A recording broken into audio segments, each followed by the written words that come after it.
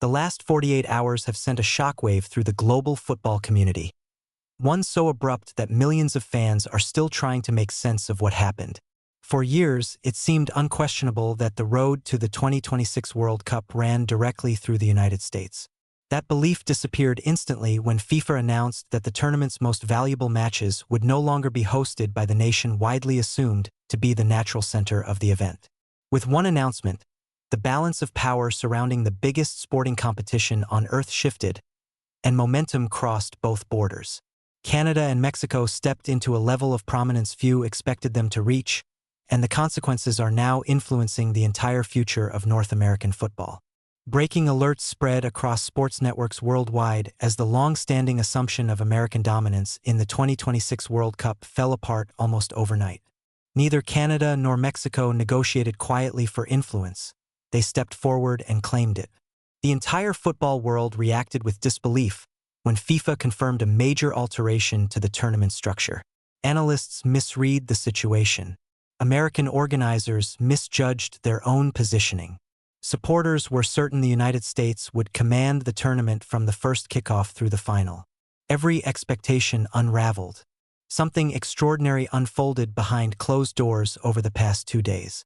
A World Cup once anticipated to elevate the United States as football's next global hub has shifted its center of gravity toward Canada and Mexico. Long viewed as secondary participants in a shared hosting agreement, they have emerged as crucial decision-makers.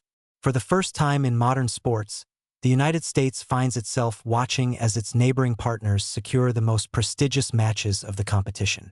FIFA's decision was no minor adjustment. It represents a restructuring of influence. The reshuffling extends far beyond scheduling changes or stadium assignments. At stake are matters of prestige, national identity, and the power to shape the lasting emotional memories that billions of viewers will carry forward for decades. The semifinals, some of the most intense matches in the knockout stages, the showdowns that turn talented players into legends, have been moved away from American venues previously viewed as the tournament's centerpiece. FIFA's ruling redistributed glory rather than logistics, and that prestige now rests with Canada and Mexico. To understand how the tournament reached this turning point, it is necessary to return to November 2022 at FIFA's headquarters in Zurich. There, officials confirmed a hosting model without precedent. 3 countries would jointly stage a World Cup for the first time. The United States, Mexico, and Canada were selected to accommodate an expanded field of 48 teams and 104 matches. The announcement sparked global enthusiasm, and the early story solidified quickly. The United States seemed destined to lead the operation. The reasoning appeared sound.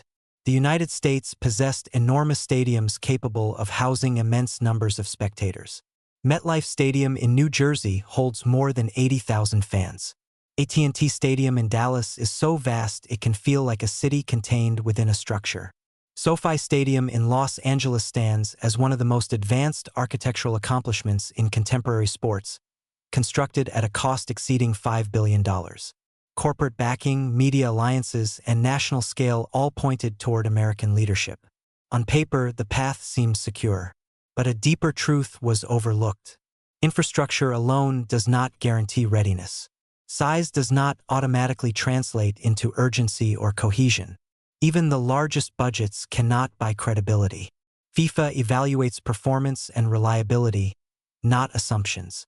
Once planning moved into the detailed stage, a new reality began to surface. By March 2024, warning signs emerged behind closed doors at FIFA. Early reports circulated quietly, then gained attention as deadlines approached. Several U.S. host cities struggled to finalize agreements tied to stadium use. Renovation plans fell behind schedule. Security procedures needed revisions. Sponsorship conflicts appeared. Political disagreements between local authorities slowed progress. What was expected to function with precision instead became weighed down by complications. At the very same time, Canada and Mexico advanced at a pace that caught FIFA officials off guard. Their preparation never stalled. Toronto completed upgrades at a speed that set a new internal benchmark. The pitch at one of the key venues reached international standards even before its inspection period began. Vancouver completed major renovation work at BC Place, earning strong praise from FIFA inspectors. Mexico City followed a similar path, modernizing the legendary Estadio Azteca, a stadium that holds some of football's most iconic memories. Guadalajara and Monterrey mirrored this progress as well. Their construction timelines stayed on track, their budgets remained stable, and every evaluation returned positive results. Between March 2024 and January 2025, two contrasting stories unfolded. American organizers continued offering assurances that everything would eventually come together. Meanwhile, officials in Canada and Mexico delivered results that required no justification. FIFA executives examined these differences closely, and a simple question began circulating among decision-makers. Which country could truly be trusted with the sport's biggest moments? September 8, 2024 became the defining turning point.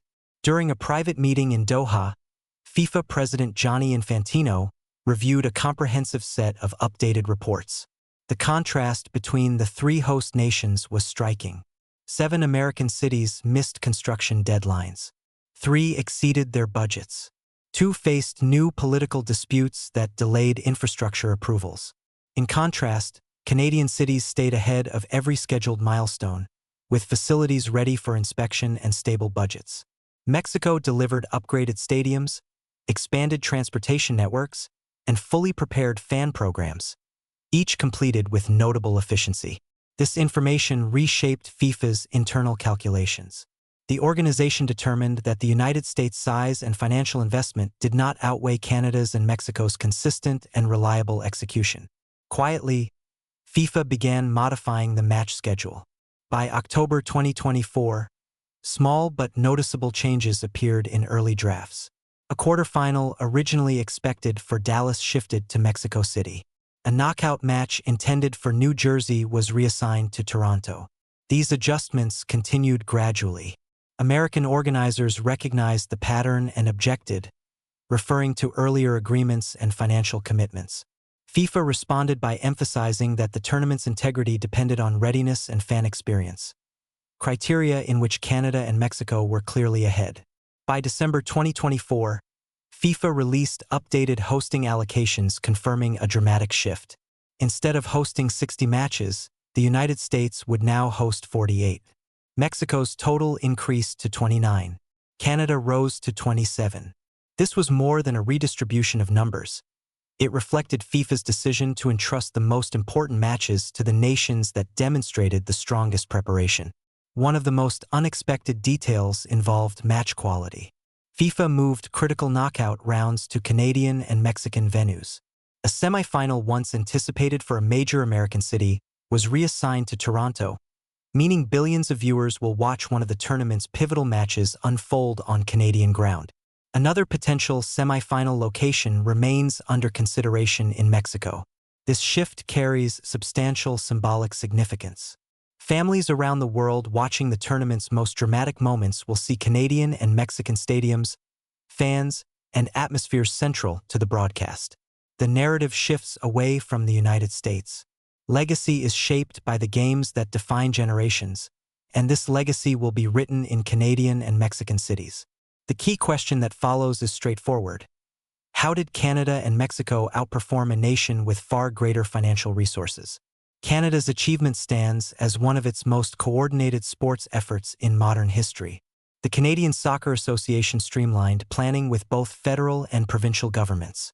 Every logistical sector aligned without delays or internal conflicts.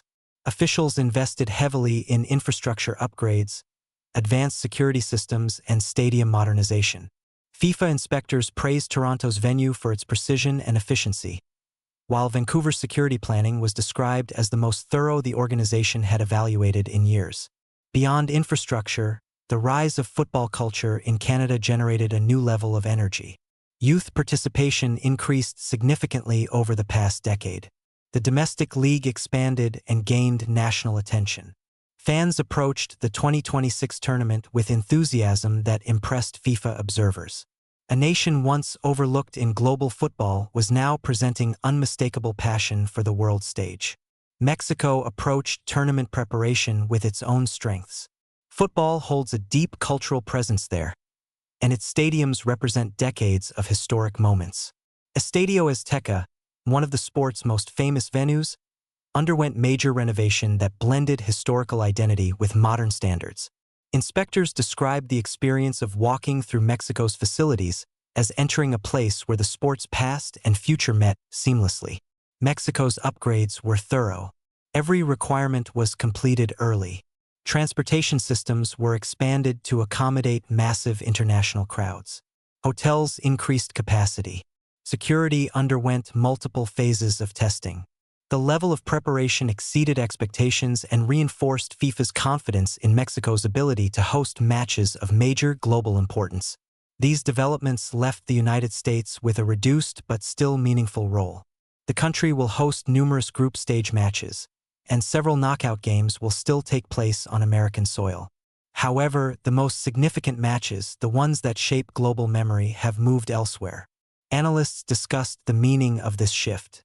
Some interpreted it as a shortfall in American preparation. Others viewed it as an accomplishment for Canada and Mexico. The broader reality goes beyond those interpretations. FIFA highlighted the qualities that earn leadership: preparation, dependability, and genuine commitment to the sports culture. This mirrors trends across global cooperation, where actions and reliability increasingly outweigh historical leadership. Canada and Mexico demonstrated from the beginning that they approached their responsibilities seriously. Their success reflects a wider shift toward rewarding preparedness. The world will see the impact of this shift on June 11, 2026. The opening broadcast will highlight Toronto's skyline, Vancouver's mountain backdrop, and Mexico City's vibrant atmosphere inside Azteca. The early belief that the United States would anchor the tournament fades as the event progresses. Knockout matches in Canadian and Mexican cities will draw massive global audiences. The semifinal in Toronto will place Canada at the center of football history. For Canada, this carries deep meaning. A country long overshadowed in the global sports landscape will host matches that influence careers and shape international narratives. A goal scored in a Canadian semifinal becomes part of the nation's identity. For Mexico, the tournament continues its long football tradition. The sound inside Azteca during a major knockout round has a significance that cannot be replicated elsewhere. For the United States, the tournament delivers a clear reminder: global leadership requires consistent execution. Size and resources alone are not enough. When preparation falls short, the world turns to those who are ready. As the countdown continues toward the largest World Cup ever staged, with 48 nations and 104 matches, the real story centers on the countries hosting the most influential games. Canada and Mexico earned their roles through preparation, discipline, and commitment to delivering a tournament worthy of the sport. Their rise came not from pressure or negotiation, but from results that spoke for themselves.